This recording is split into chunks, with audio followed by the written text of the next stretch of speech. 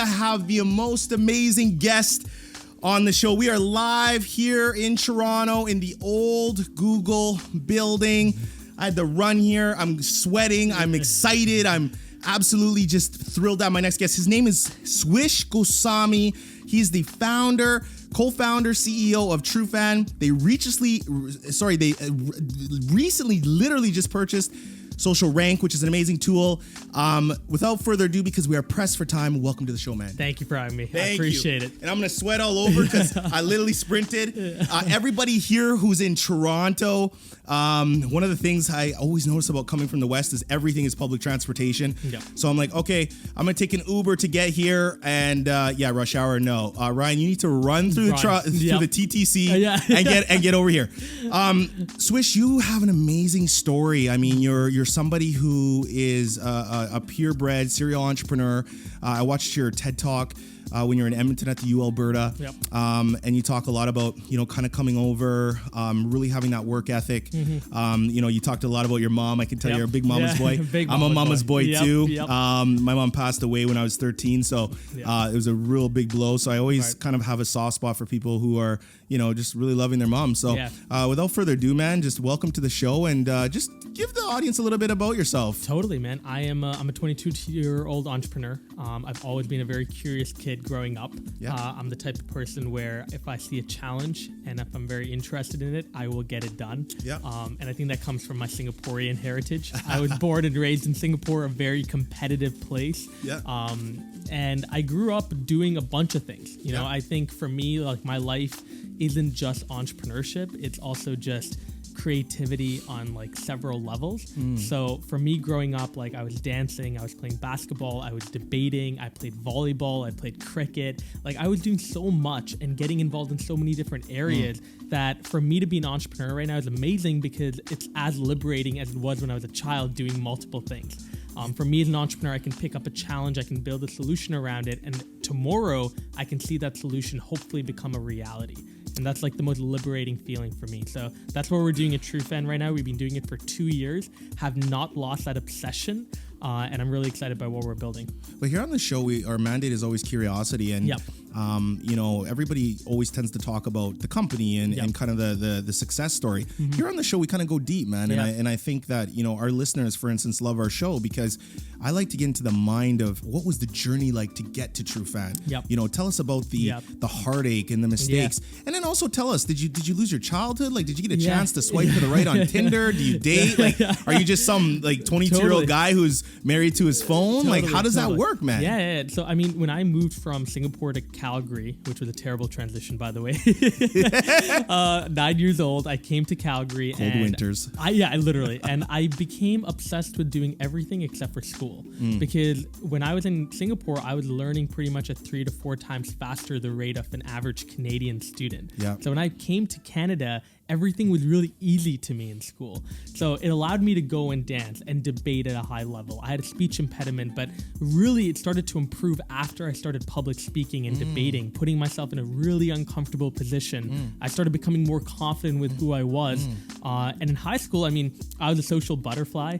I didn't have like a close group of friends, but I just was in every friend group. Let me ask you about your speech impediment, because I think people who are listening, I mean, we always talk about business, you're too short, you're too tall, you're the wrong race, maybe you have a mental disability, maybe you have a challenge. I mean, you have a speech impediment. Was that related to childhood or anxiety, or like how did you manage to get over that? It's just a lisp. The reason I ask is my wife had a severe speech impediment when she was younger. A lot of that was, just due to, anxiety and whatnot. And it's funny because, fast forward to today, she's 40 years old. And, if I get her excited or whatever, she starts just stammering it. And she's like, if you look at me like that anymore, I'm going to beat you up. So how did you get over that? How did you kind of use that to your advantage? And, for people listening, again, I cannot stress, there's nothing that can get in your way if you're willing to, do the work to get to where you want to go. Yep, I agree. I mean, for me, it was a lisp. I was told in grade 7 to go and get a speech therapist. So she came to my school because my school paid for it. And she came twice a week. I think I did 3 sessions with her. I left, told my mom, I don't know why, but I don't like these sessions. I feel like the therapist was trying to tell me there was something wrong with me, and I didn't feel like that. I felt comfortable enough to go to my friends and tell them who I was. be really cool with them, express myself in whatever way I wanted to. I didn't need somebody to tell me that you got to fix this. And I did debate, and it was awesome because in grade 10, I joined Team Canada. And that was the biggest source of validation to be like, it doesn't matter how you say something. What really matters is what you say. Right? Are you actually relating to someone in the words that you're putting out, not in the way that you're saying it? So that was a big source of validation for me. But going to what you're saying, man, I didn't really miss out too much in my childhood. I definitely do feel like a lot of times when I was in high school and university, I took things way too seriously. And I stressed a bit too much. But even like right now, like I go around and I party on the weekends. I meet girls. I will go and like do random shit in terms of like buying spontaneous things that make me feel happy. I'll play basketball every Sunday with my friends. Like I will work here until 2 a.m. and feel great just because every aspect of my life has been designed by me. And I love the fact that I can change it tomorrow. I'm not forced by any boss, or I'm not forced by anyone to have to, have a routine that I don't want. And I love that. And I don't take it for granted at all. We've had David Meltzer on the show. I don't know if you've heard of him, Sports One Marketing, and his partner is Warren Moon, and he's out of the States. And we talked about, I'm an entrepreneur too, and I've really sat back and worked my butt off, but a lot of my business, all of my businesses literally came on inbound. So I feel like for me, I put out a lot of content and people say, who's that guy? And you know how it goes. They go down the wheel and they find me. That being said, if you sometimes want to work with certain companies, certain brands, certain individuals, to sit back and wait for them to come to you, you're going to be waiting your whole life. I agree. This is where I believe, great marketing and sales interjects in. For you, especially doing my digital deep dive on you and really seeing where you're going, you've gained access to a lot of big names and a lot of different people that, quote unquote, the average person would just never get that too. Can you shed some light or some tips for everybody listening? Keep in mind, a lot of people who listen are business owners.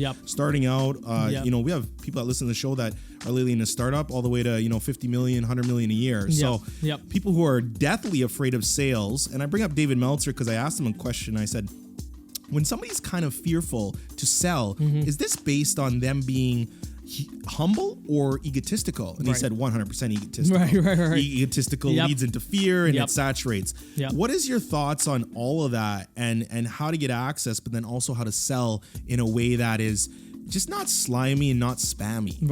I think there's 3 aspects to that. Number 1 is the way that I go about networking is trying to provide value up front. The way that I built my initial network to be able to get investors from the basketball space, from media executives in Toronto, VCs in Toronto, was by interviewing a lot of important people, high net worth people, and not asking for coffee, but asking, can you get on a 15, 20-minute call with me so I can interview you and tell your story? And I'd write a LinkedIn article about them, share the LinkedIn article, and it's a win-win. And more importantly, I'm building the foundation of our relationship on me not taking time away from you, but giving you something immediately. That's number 1. Number 2 is persistence. And it ties into number 3, which is showing up. Like both, me, my co-founder, our head of sales, Scott, we're good at just showing up. Like we will show up to every event that's associated with marketing, tech, automation, whether it's Collision, whether we're not even speaking, we'll go around and we'll have 100, 150 conversations and we'll gauge from there, all right, who are the people that we need to follow up with? And we'll follow up with them multiple times if need be. So I think for me, like the only way we were able to fundraise, like we've raised, I think 1.8 million now, which for a lot of my friends, like that's a lot of money. For some of the people I know, it's not that much because they raised maybe 30 or 40, but the principle stays the same. You need to be totally fine hearing 99 no's to hear that one yes. And if you're able to do that and you have thick skin to be able to endure that, you are going to be a great entrepreneur. How many no's do you think you've heard? I can't even count. I literally, for today alone, maybe like 5 or 6. I actually kid you not. Was there any moment that you went into a corner wherever your safe space or brave spaces and cried? I mean, to my mom. But then the cool thing is I tell my mom that, and then she goes back and tells me immediately, all right, so your dad divorced me 2 years ago. I have a mortgage payment to pay off. I'm still teaching in a job that might not exist in 3 to 4 months because the funding for my program is gone. And I'm just like, whoa. Let me put all of my issues into perspective and realize that at the end of the day, I'm still blessed to do what I do. Like, I can't cry for building my own life. That's not a luxury that everyone has the ability to do. So I think it's more putting that into perspective and then just moving on. My mom is so brutally honest with me, which is why I love her. Out of any person in the world, she'll tell me if I'm being a crybaby. And I love that. I love that. Shout out to Swish's mom. What's your mom's first name? Priya. You know, I mean, much love, Priya. I mean, I hope you listen to this and just know that I'm a mama's boy too. And, you know, I posted about Valentine's Day. I have a son and I have a daughter, my wife, and I posted about my wife and my daughter, and I said, I will raise, you know, if we're playing a hand of poker, I will always raise 2 queens to 2 kings. And I really stand by that. James Brown said it best, man. I mean, you know, every man needs a great woman. Absolutely. I was raised by a single mom, so I'm very, very pro woman. And I just think if you got a great woman or female in your life that's backing you up, man, you're unstoppable. I agree. Can I ask you one question, and if you can be as authentic and humble and just vulnerable? When you hear that no, I know now you got your process of, okay, that was a no. Maybe what did we do? Did we do something wrong on the pitch? What didn't they like? And you're going to go back and study. I get that. But those first initial phases, what did you immediately think? So you're just like, maybe you even know you bombed it. You walk out. What was the feeling? And immediately, what did you do to take action to be like, okay, it's a no, but what are we going to do next? Yeah, so there are moments in the early parts of building TrueFan where we had built a product. We thought we had built a killer product. We pitched it. We came out with a no, right? The thing off the bat is a lot of times we got no's that didn't explain themselves. And I hated those. Those were the worst ones, where I'd get a no, but I wouldn't be told why. Why would you not come on as a client? Why are you not investing? So I think it was A, always trying to look for feedback. But B, I think a lot of times it's easy to attribute blame on them being like, oh, they didn't have a budget. Oh, I don't think they're going to invest because I don't think they have that much money, actually. I don't think they can even do it. But it takes, I think, even more balls to look at your idea and be like, what exactly about the idea or what about my pitch didn't resonate with another human being? And that's where I think all of our pitches now, one thing you'll notice about them is they're built for human beings. It's not a sales pitch that could be literally given to you from a Microsoft Word robot that's just saying it. It's a pitch that is related to you. So we know exactly, if you're an investor, what your background is, what you've invested in previously. We've watched interviews of you. We know maybe you're a family person. We're going to bring you a gift right off the bat and build a human connection with you, so that when we're talking, we're not just giving you a pitch, we're building a relationship with you. And that's through TrueFan. Interesting. Yeah. You know, it's funny because you think about the podcast, for instance, right? I've never met you in person. You're like, hey, man, how's it going? It took 2 seconds. Literally ran in here. I'm like, hey, I got to set up. I know we're pressed for time. And, you know, literally sweating. And I'm like, it's funny what you do for your business. I'm like, you do what you got to do, you know? And I was actually quite early today and I had like 2 hours to kill. So I'm over at Eaton Center and I'm like, where's this DMZ? And then I get here and I'm like, this is the coolest building ever. Only for the guy at the front to tell me this is the old Google building. I'm like, it is the old Google building. I'm like, yeah. I'm like, what's DMZ? You know, kind of fast forwarding to that, business, the lifeblood is always sales. Is there anything, and again on our show, I love to talk about the business, but is there a secret sauce other than sales, other than marketing, you know, other than showing up? Is there anything that you kind of in your journey, especially being young, kind of thought, my God, when I first set out, I would have never thought this would be a kind of big factor in this. Is there anything you could share with the listeners that you're like, you know, everybody talks about the glamorous, you know, the sales, the marketing and everything. Was there something that's just like that dirty little thing where you're like, oh, that matters too. That matters too. I think it's a lot of times people, especially entrepreneurs, they're very obsessed and focused on refining their solution. One thing that we did over the last few months, which has helped us with fundraising, helped us even getting clients on board, is refining what the problem we're solving is. So a lot of people, they'll be like, they have a vague problem they're solving. They wouldn't go deep into it to understand exactly what that problem looks like. And they'll be right over to the solution, telling you what they're going to be fixing. For us, we realized that the problem we wanted to fix 2 years ago is very different from the problem we wanted to fix now. It's way bigger. The problem we initially wanted to fix was customer loyalty doesn't extend to social media. So a customer loyalty program, like a points program for Air Canada, doesn't factor in social media engagement. We want to do that. The bigger problem now that we realize that gets investors excited is paid advertising. Instagram, Facebook, Google digital ads are ineffective. There's a bunch of ad fraud problems right now. Brands don't know where their ads are being placed. Like Verizon, JP Morgan had their ads being put on top of racist YouTube content. Marketeers can't even justify if their ads are working because I might be hitting you up with an ad, but you already have buying intent to buy Nike. You didn't need the ad in the very first place. And ad blockers are at an all-time high. People don't like seeing ads.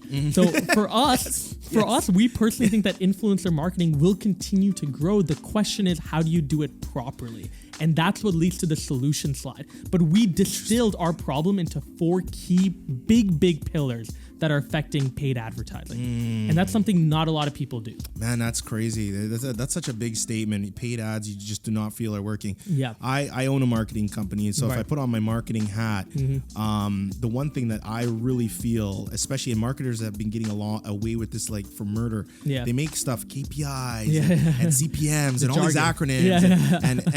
And I'll always say it. Marketing is very, very simple. If I dish out a piece of content, my biggest metric that I care about the most is if somebody will tag one of their friends and say, check this out. I love it.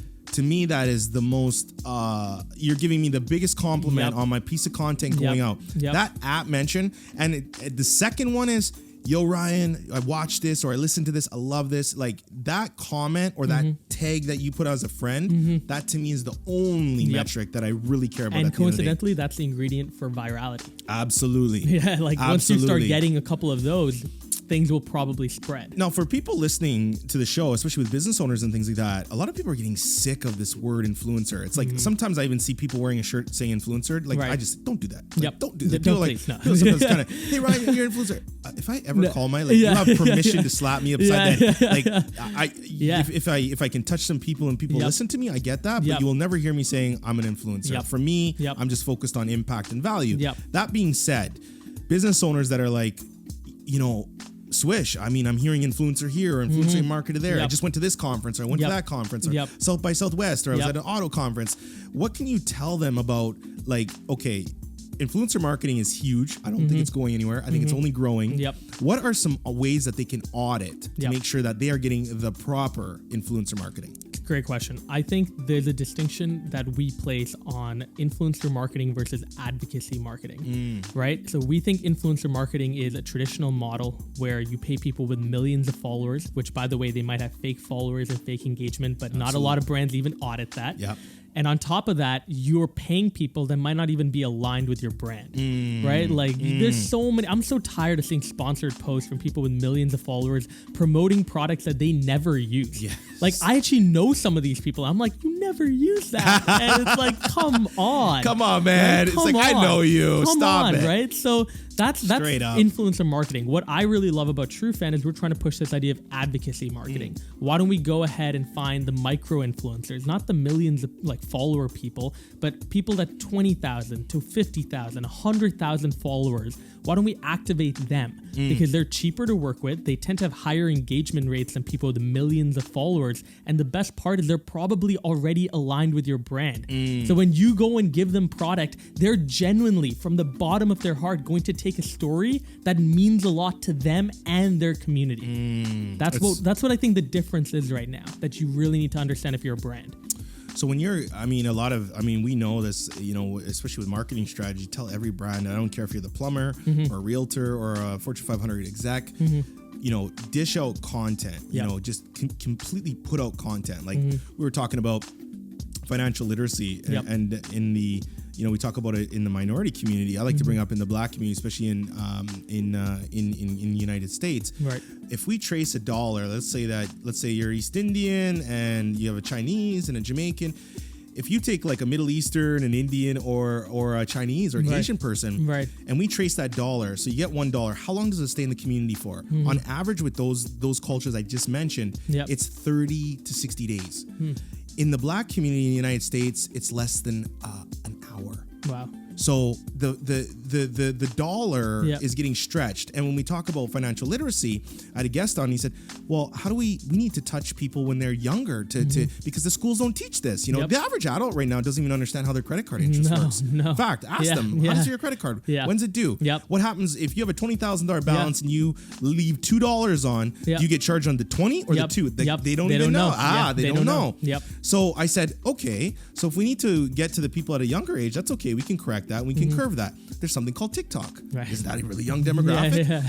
And it's actually crazy. I seen an accountant on there the other day. He made a basic interest on a credit card so fun with some banging music. He just scribbled something on a piece of paper, went crazy, and he had just mad views on it. And I thought, and he said, listen, guys, you know, I hope you're going to be my client one day. I know it's probably going to be another decade before you're kind of taking money. But I just want you guys to start thinking about your money. So when you're buying those Air Maxes or those Yeezys or this and that. And so that, even in my head, it was an example where I'm like, doesn't matter what service you offer, there's a tool for that, right? It's like the same question. I'm sure you guys get intermittent, kind of fixated on this and thrown into the conversation. Somebody says, okay, I'm getting online. I'm starting to do marketing. Which social media platform should I use? I'm like, okay, so my sink is broke in my house. And I need a pipe. Okay, do I want the Crescent Wrench? Do I want the tubing? So I have this problem. Do I want to use Twitter? Do I want to use Instagram? Do I want to use Snapchat? To me, I don't. It's the tool that's going to work the best for what your mission is. I agree. Question to you is this: with influencer marketing, with what you've stated and how it's growing, do you see within that sector there's a lot of mess, but do you see it starting to kind of wean out the good from the bad and kind of that, self-governance start to happen? A little bit. I mean, look, I think that brands at the end of the day are starting to question the ROI of influencer marketing, right? The return on investment. Am I actually getting money back when I'm paying an influencer to promote a post for me? And if not, what can I do to optimize that, right? Is it the reporting aspect? Is it the measurement of those influencers after to be able to track what they're doing and whether there's even an effect? Or is it the discovery, even finding the right influencer in the very first place? I totally hear it. The question, however, is this. A lot of times the incentive model for brands, especially big corporate Fortune 500 brands, is not around ROI. They claim it is. It's around impressions. Right? So a lot of times, they don't even give a crap if how many of their products were sold. If a lot is, that's great. But if they got a lot of impressions, marketing managers copy and paste that. They put it into a report, give it to their boss and say, hey, look, it worked. Right? Look at how many impressions we got. Look at that's awareness right there, right? And their bosses are like, all right, cool, that's great. So I think what needs to change is the measurement of success.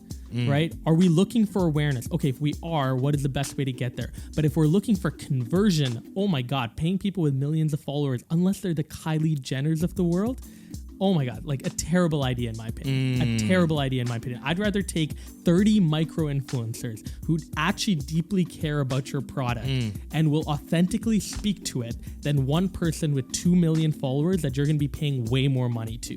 I'd rather take those 30 and promote my product through them. I think that's fantastic. I mean, when we talk about the impressions, to me mean nothing. I mean, it's a complete brand play, and I tell all the business owners, impression is not going to affect your bottom line. It's a vanity metric. That will not pay your bills, right? Yeah. Did people go to your site? Did they convert? Did you get a lead? Did you sit down with them? Did you get a chance to close or pitch them? Those to me, hey, if you got a marketing agency and you're like, man, I'm getting 100 great leads a month, go with them. They're actually getting people in your door, which is the only metric. Exactly. Just to keep it simple. So that being said, with you and TrueFan, what is the ultimate goal in, say, the next, I don't do the 5-year thing, the next 12 to 18 months for TrueFan? I think the biggest thing we're trying to do right now is we're integrated with Instagram and Twitter, right? So we allow any brand to come on, see their Instagram following, filter that. We have over 2 billion profiles now on social media for you to go through on our database. So even if you don't want to run your own account, you can go to over 1 billion profiles on Instagram or over 1 billion profiles on Twitter and slice and dice that audience as if it's your own. Right? My goal now is let's move away from social media and let's take a look at sales data, HubSpot, Salesforce. Can I marry the two together to be able to tell you these are the people that are buying from you the most and here's their activity on social media? Or here are the people that are engaging with you so much, but they're not buying from you that much. Where's the disconnect? And now you have another ability to action that data by emailing them or phoning them and being able to go through that channel than just DMing them or advertising to them. That's my goal over the next 12 to 18 months is integrating sales data with social media data, which has never been done before. I think that's fantastic. Yep. Kind of looping back around, I like to ask guests kind of a common question. How do you give people access to your time? People who are doing very well in life and hustling. I mean, you're a complete master of your calendar. Yeah. That 20 minutes, that 30 minutes means the most. Yeah. How do you, I mean, I got to you because I know Steven, and Steven said, yo, man, check Ryan out. I know he's involved with your company to a degree. But what's your sourcing? What's your auditing to say, do I even want to check Ryan's podcast out? Like, is this just some backwoods that he's doing in his, toilet back home? Like, what is your personal process to say, you know what, I'm gonna give some time, and I think this is a worthy show to come on? Yeah, I think there's two types. One is a warm lead. So if it comes from an investor of true fan, like Steven is an investor in us, I really love taking time out to be able to talk to whoever they recommend us to talk to, because I know that person will be awesome, be credible. There's likely a benefit to us even.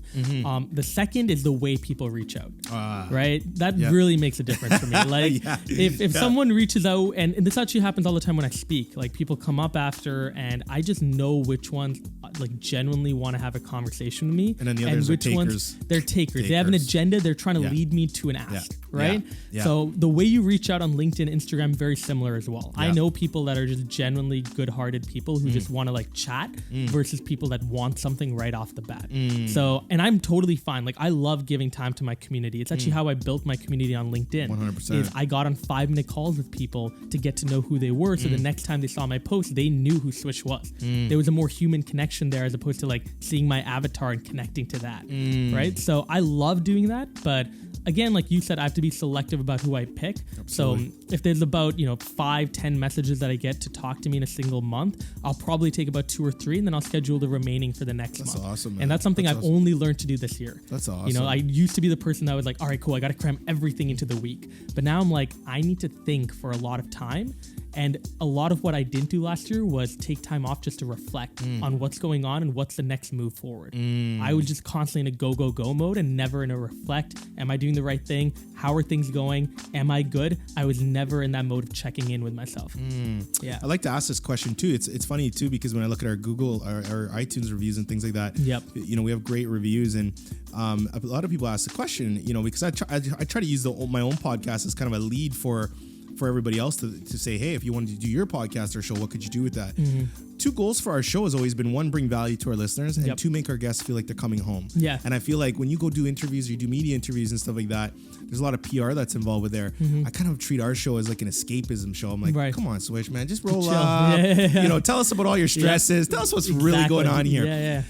Fast forwarding, who is Swish as a human, just as the raw human? And how has Swish changed from being 15 years old to now currently in 2020? So Swish at 15 was a naive kid, I think, but definitely a dreamer, which has stayed the same. I still have very lofty dreams. I am not afraid of going after them. Like past entrepreneurship, I know that one day I want to direct a movie. I know that one day I want to run for office in Canada. I don't know when I'm going to do that, but I know I'm going to do that. Like I know I'm going to put my ticket into a ballot one day and it's going to say Swish. Like I'm going to vote for myself. Yeah, man. I love that. Yes. You got one other. You're like, I know I'm getting one vote. One at least. And you got your mama. And that's my 2. See? And my mom. So you're already 2 up, man. Unless my brother, actually, my mom told me unless my brother runs against me, then it might be tight. And I know he wants to run too potentially. But that's great. That being said, that's what stayed the same. I think what's different is now I started realizing the word loyalty a lot more.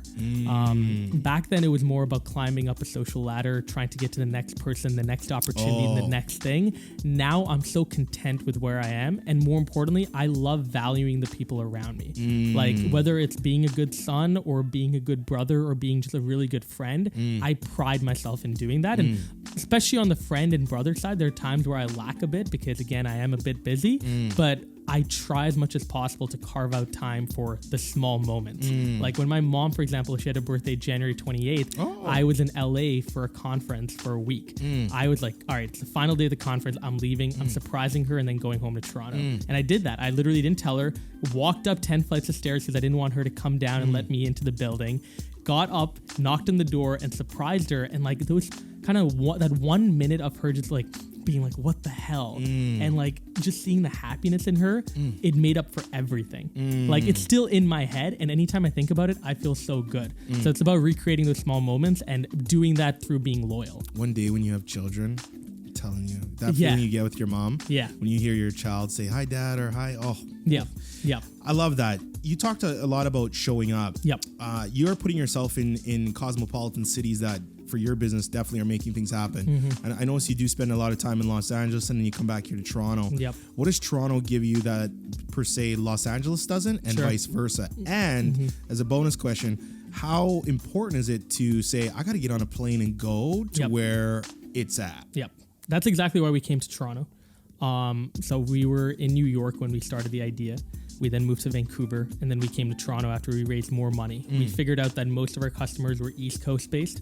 So in New York, a lot of branding and marketing agencies, a lot of brands even in Canada, in Toronto. I think the difference between the West Coast, Vancouver, LA versus New York, Toronto is just work style.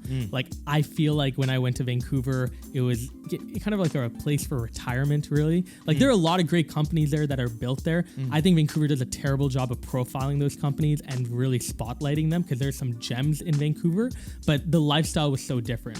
I wanted to be in a place that was like, you're grinding, you're working hard, but I also felt like New York was taking that to an extreme. Like I felt like I was a small ant in a very big ocean, where here I feel like if I actually am making impact, I can feel it and I can see it. Like people know about it because it's an insular community and fairly small.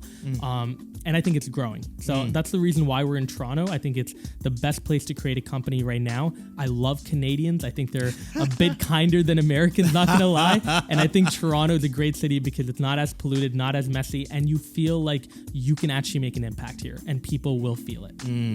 Toronto is a beautiful city. It's so different than the West. Like I think about it, we live in Fairmont, BC, and then also Edmonton, Alberta, and then I come to Toronto and I'm just like, whoa, like again, right? I'm like, oh yeah, I'll take an Uber. I'm like, Uber's not fast here. Like I'm not gonna make it. I need to start running, walking, or get on a train or something. It's not happening. I know your time is valuable here, so I just want to play kind of a quick little fill in the blank, and then you can kind of plug away and tell everybody what you got going on. I'm just gonna say a word and you immediately tell me what that word means to you. Curiosity. Kid. Being a kid and always staying as a kid. Your mom. My mom, my love, my support system, backbone. Couldn't do anything without her. Fear. Fear, that's good. Immediately right off the bat, I kid you not, I thought of spiders. I don't know why. But the biggest fear in life is losing a loved one. That's just, I can't even fathom that. Future. Future, bliss. I'm looking forward to it. I'm not afraid of anything right now, but I also don't want to rush myself. Success, money, but also happiness, and that's been a big realization over the last year. Is I've seen people in my family make a lot of money but being just depressed. So I think it's about balancing the two. And by the way, the best thing you can do with your money is to invest in experiences. And I've learned that just the flight to Calgary, for example, a cabin trip that I took with my friends last summer. Money for those experiences, you will never forget them. They'll always bring you happiness, especially when you're sad. Hats, love them. I see. Love them I all that. I time. I love them. I try. Like I literally like 40. I put your name into Google. I'm like, I'm literally gonna click on images, and I'm like, I swear 98% was hat. I'm like, oh my god, he has hair. I'm like, because what do you call it? Hat fishing? You know how catfishing is? So people are like, that guy wears a hat because he's balding. So I'm like, no, he has nice hair. Swish has got hair. I know. It's actually swish, swish. But at the same time, man, like I love hats because I just genuinely don't have time to like style my hair. So like, I mean, I have shorter hair now, which is good. But like when I wake up, like I had curls before, and it would be the worst thing to have to like. What's your rule style for the them. hat? Like when you put on a hat, like just like how does it have to fit? Do you not do you not like straight beaks? Do you like snapbacks? Dad caps. Dad caps. Straight up. I cannot do snapbacks. Yeah. I feel like it's also because I just grew up in a junior high where I saw like the worst kids wearing snapbacks. You're like, I don't like. I don't want to be like them. But yeah, dad if you pitch caps, Swish, don't wear snapbacks. Don't wear they're automatically going to correlate you with childhood things. But dad caps, I love dad caps, and that's really it. Last question for you, Swish. If you were me and I just interviewed you, what would your next move be? My next move. It's a self-serving question, but I ask it to almost everybody because it's fascinating the answers people give. I think just continue to follow up. I think like when I was interviewing people, the one thing I didn't do was like I got time from them and then I interviewed them, but I didn't follow up. Like I love the people that interview me, and then like a year from now, maybe we do another interview to see like what the difference is. What's the difference between you think following up and being annoying? Like, That's true. Like it's like a dating. Like you go on like back in single days, you go on a date, you call her right away. Yeah. Like I call right away. I feel like this is I feel like this is his dating. Like I feel like when you have guests on, it's not ego, but I'm like, the person gave me the time. I respect them for that. Right. But I don't want to also annoy them. But then I also don't want to feel like, this guy just took my time, used me and abused me and never followed up. Because it's a very slippery slope. What's your opinion on that? Yeah, I think it's about following up and not forcing it. Yeah. So I don't like people who follow up and they're like, hey man, like what's going on? Right? Because like that's such a vague question. Yeah. But I love people that follow up. Like I think Instagram's a good thing for that, because like if you see someone post a cool story, then like respond to it, right? Be like, hey, that's awesome, man. Like I'm a big Chiefs fan as well. Organic. Go Chiefs, like stuff like that, right? Like good job. Finding moments like that are just great. And I think social media does a good job of actually allowing you to do that. Like you have a look into someone's life, you know what's going on. So don't say, hey man, what's going on? Like bring something else to the table. And then following up also means like, you know, when people connect me to someone, I like to go back and tell them how it went, right? So like Steven introduced us. Right after this is done, I'm going to be like, hey, Steven, thanks so much. Had a great time on the show. Really appreciate it, right?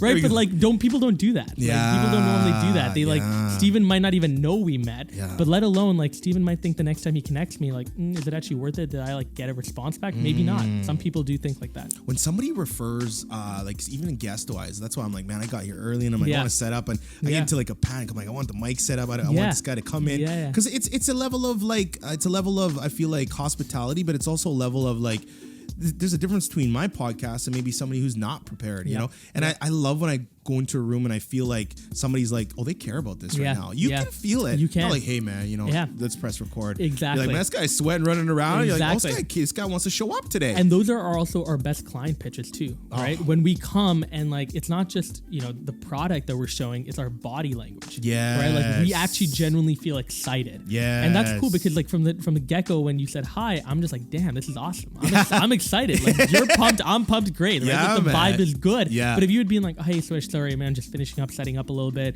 I'll be 2 minutes. Okay, going to the washroom. Okay, I'm gonna sit down. Okay. And then you just like went into it in a very monotone way. I'd be like, all right, cool. We're gonna kill some time. That's good, right? But now I'm coming out with a great experience, and 100%. Like I would love to refer you to someone that I know. I know you weren't doing it for that, because I know that's like how you are. But those small things matter so much. They do. They really do. No, they really do. The podcast, it's amazing. You know, a lot of people said, and I've done a lot of media and all that back in the day, but with traditional media, you know where that's going. It's not the best. And I said, I'm gonna create a show, but I don't want it just to be a podcast. And I actually met with Steven today for the first time ever. Power of social media.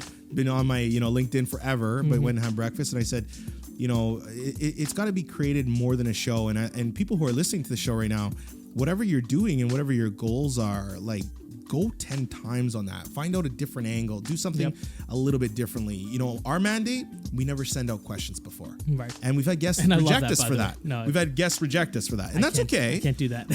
But I just feel like, hey Swish, so how was True Fan started? Founded. You have an answer, and it's gonna sound robotic. Because that's a common question. These conversations are everything. I'm gonna wrap up. Again, just tell everybody what you got going on, what's going on with True Fan, kind of what your next 3 steps are, how people can go and experience the platform, get a little more information about it. Totally. If you're interested in the platform, whether you're an influencer or a brand manager, you can go on truefan.io, just reach out to us, and we'll hook you up with a demo. We can even give you a free trial if you're interested. With us right now, we're growing in the sense that we hire 2 more people that are starting March 1st. Fantastic. It's going to be a team of 13. We're going to go through the DMZ Accelerator until May. We're integrating our product with a really big social media company that we cannot announce yet, but it will come out in the next 2 weeks. And at the same time, too, I think what's amazing is while we're doing all of this, company culture is like at the forefront of what we're thinking about. So we're looking for really cool people to add to our mix, but we're also looking to really retain some of our key employees. And that's a big goal of mine, is making sure every single person who's been with us from day one feels valued, feels like their time, their potential is being maxed out. and it's actually like seeing a roadmap for themselves to be able to be in the company in the long term. That's fantastic. And I can speak from experience. I love the fact that you do a lot of your own work. You don't really use a gatekeeper. You know, I messaged you last night late at night because I'm like, I just want to confirm, make sure. You're like, yeah. See you at DMZ. And I'm like, what's this DMZ? I know. And I literally Googled it. And I'm like, what is DMZ? This thing, it was kill. I was thinking on the plane ride. So like, what are you doing? I'm like, I'm doing it at the DMZ. The demilitarized. And I'm like, I swear it's by Young and Dundas. Yeah. And I thought to I swear to God, Google was there or something. And then the guy's like, yes, Google. I'm like, this is a really nice DMZ. Everyone, again, thank you so much for listening. Again, we want to thank you for all your support. We're very happy. Part of our reason to be in Toronto to also interview Swish and a couple other amazing guests is because of your listenership and audience. You know, we literally got nominated and we won Best Black Hosted Podcast in Canada. So we're picking up our award tomorrow night. And I always say, when it comes to our listeners, it would not be possible with our listeners, and it would not be possible with people like you, Swish, who take the time to come on and impart and bestow your wisdom. So again, everybody, please remember, curiosity should always be your mandate. Have an amazing day. Have an amazing week. And remember, whatever you're doing, man, just 10 times it and kill it. Swish, man, thanks so much for coming on the show. Thank you, sir. Appreciate it.